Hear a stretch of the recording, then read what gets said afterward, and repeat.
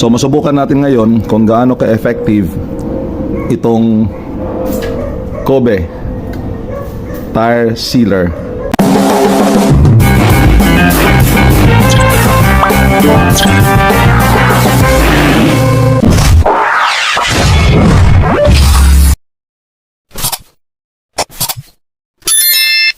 Good day mga katoto. Ngayon ay masubukan natin yung ating Kobe tire sealant.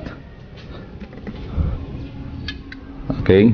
So kung makikita nyo dito, mayroon pong pako itong aking gulong sa likuran. So for more than 1 year, ngayon lang ako nakaranas na mapako itong ating gulong. So masubukan natin ngayon kung gaano ka-effective itong Kobe tire sealer. Ngayon, i-test natin, i-check natin kung ito ba ay maganda o magaling na pamalit ng ating hangin. So nakalagay dito na 1 minute tire sealer and inflator, at wala ng tools na kailangan gamitin natin. At the same time, hindi na kailangan baklasin natin ang ating gulong. So ang gagawin lang natin dito ay i-shake natin ng maayos. Alright, and then ipapasok natin ito doon sa pito niya at bubuksan natin itong nasa itaas. So try natin kung effective itong Kobe tire sealer and inflator.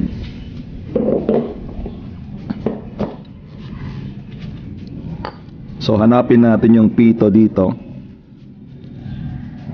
Okay. So ito yung pinakapito. Tanggalin natin ang takip.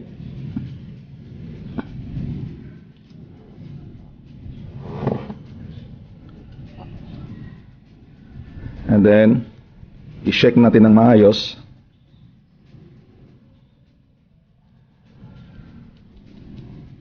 At pagkatapos, itong pinaka-tube na ito ay iikot natin dito sa may pito. Ayan.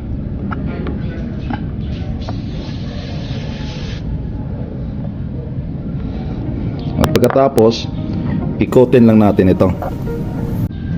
So makikita nyo, mayroong puti na pumasok. Yan na po yun.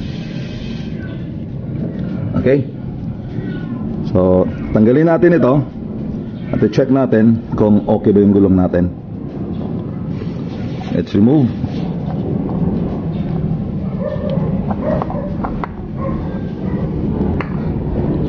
Then, ibalik natin itong takip.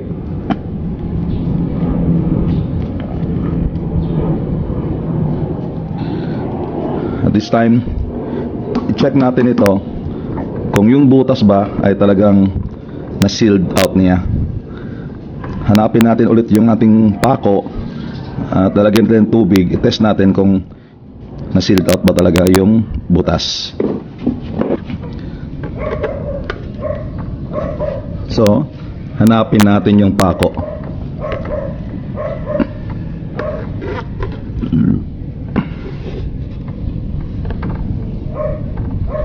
So ito yung pako.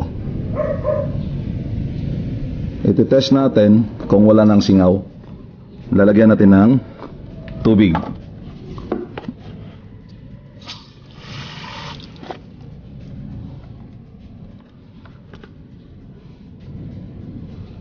So nawala na po yung singaw.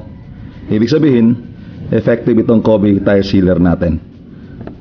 Ayan, wala na pong bula na lumabas sa ating pako. So napaka effective ito, especially kapag tayo ay nagda-drive at malayo tayo sa mga vulcanizing shop. Kaya I can recommend this product na dapat meron tayong ganito nakalagay sa ating mga sasakyan, sa ating motor, naka-reserve nang sa ganon pag tayo ay naplatan, hindi tayo problema ng ating gulong, tuloy pa rin ang ating biyahe. So Kobe tire sealer Just 1 minute, tire sealer at inflator.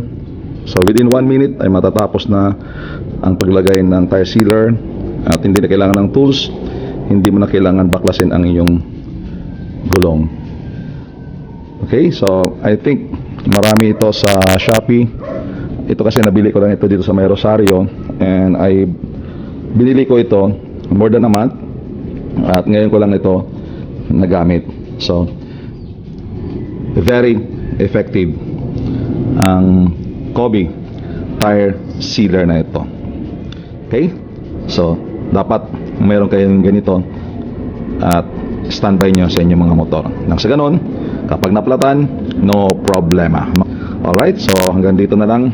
This is JB Moto, nagsasabi sa inyo, enjoy your life. Ride ko to, ride mo to, enjoy every day. God bless.